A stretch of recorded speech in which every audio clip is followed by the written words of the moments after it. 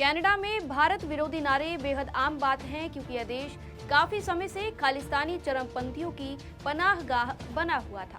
लेकिन अब इन सभी गतिविधियों पर रोक लगने वाली है और इसकी वजह है भारत का एक्शन। ऐसा करना जरूरी भी था, क्योंकि खालिस्तानी दूर देश में बैठकर भी भारत की सुरक्षा के लिए एक बड़ा खतरा बने हुए थे। चलिए इस पर डिटेल में बात करते हैं। नमस्कार, आप देख रहे हैं पॉलिटिकल पंचायत का खास शो दुनिया की पंचायत। मैं हूं आपके साथ श्वेता चौहान। बता दें कि अब कनाडा में एंटी इंडिया के नारे लगाने वालों पर नो एंट्री का बोर्ड लगने वाला है।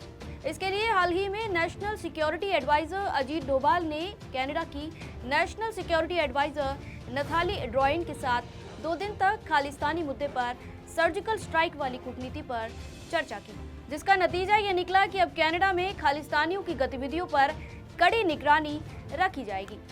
इस मीटिंग में ये बात साफ हो गई है कि अब कनाडा इन भारत विरोधी तत्वों की पनाहगाह नहीं रहेगा, क्योंकि कनाडा सरकार अब खालिस्तानियों के भाषण को फ्री स्पीच वाली आज़ादी के बजाय ऑर्गेनाइज्ड क्राइम के रूप में देखेगी।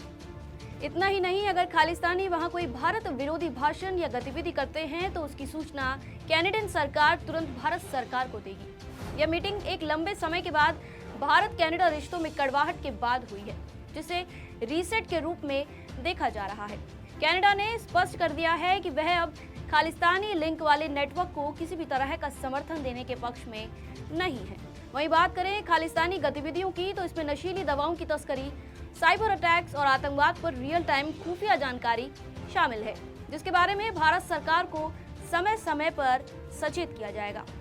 वैसे अभी तक कनाडा की सरकार ने खालिस्तानी आतंकियों को अभिव्यक्ति की आज़ादी के नाम पर खुला छोड़ रखा था, लेकिन अब डोभाल ने टेबल पर कुछ ऐसे सबूत दिए हैं जिससे कनाडा की सरकार का मत एकदम से 360 डिग्री बदल गया है।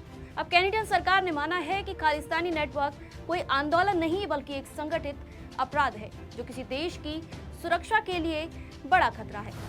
कनाडा और भारत के बीच हुई इस बैठक की बात करें तो दोनों देशों ने तय किया है कि वो एक दूसरे के यहाँ सिक्योरिटी और लॉ एनफोर्समेंट संपर्क अधिकारी की तैनाती करेंगे।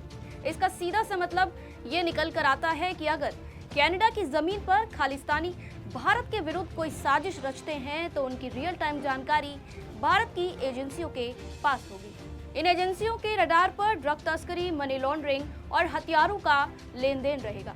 वहीं सोशल मीडिया पर भी लगाम लगाने पर सहमति बनी है। आजकल इंटरनेट खालिस्तानियों जैसे संगठनों का एक ऐसा हथियार बन गया है जहां से वो नफरत फैलाने और ऑनलाइन भर्ती करने का काम करते हैं। और इसके लिए डोभाल और ड्रॉइन ने कोऑर्डिनेटेड साइबर पॉलिसी बनाने पर सहमति जताई है। बता दें कि मार्च के पहले हफ्ते में कनाडा के प्रधानमंत्री मार्क कार्नी भारत के दौरे पर रहेंगे। ऐसे में इस मीटिंग को एक बड़ी सफलता के रूप में देखा जा रहा है। ऐसी संभावना है कि कार्नी के भारत दौरे पर यूरेनियम, ऊर्जा, जरूरी मिनरल्स और आर्टिफिशियल इंटेलिजेंस जैसे क्षेत्रों में अरबों डॉलर की डील हो सकती है। कनाडा के पूर्व प्रधानमंत्री जस्टिन ट्रूडो के समय भारत और कनाडा के रिश्ते ठीक नहीं थे। 18 जून 2023 को कनाडा के ब्रिटिश कोलंबिया राज्य में खालिस्तानी आतंकी हरदीप सिंह निज्जर की हत्या के बाद से संबंधों में तनाव बढ़ गया था। उस समय कनाडा के प्रधानमंत्री जस्टिन ट्रूडो ने कहा था कि कनाडा अभिव्यक्ति की आज़ादी का समर्थक है और शांतिपूर्ण विरोध प्रदर्शन का बचाव करता रहेगा। एक तरीके से खालिस्तान चरमपंथ को ट्रूडो ने बढ़ावा दिया था।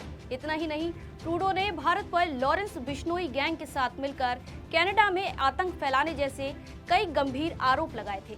इसके बाद कनाडा और भारत ने एक दूसरे देशों के राजदूतों को भी निकाल दिया था, लेकिन अब ये संबंध फिर से नरम होने की राह पर है। फिलहाल अब देखना ये होगा कि यूरोप और अमेरिका के बाद कनाडा के साथ भारत के रिश्ते किस दिशा में आगे बढ़ते हैं। हमारी आज की खबर में बस इतना ही। आप देख रहे थे पॉलिटिकल पंचायत का खास शो दुनिया की पंचायत।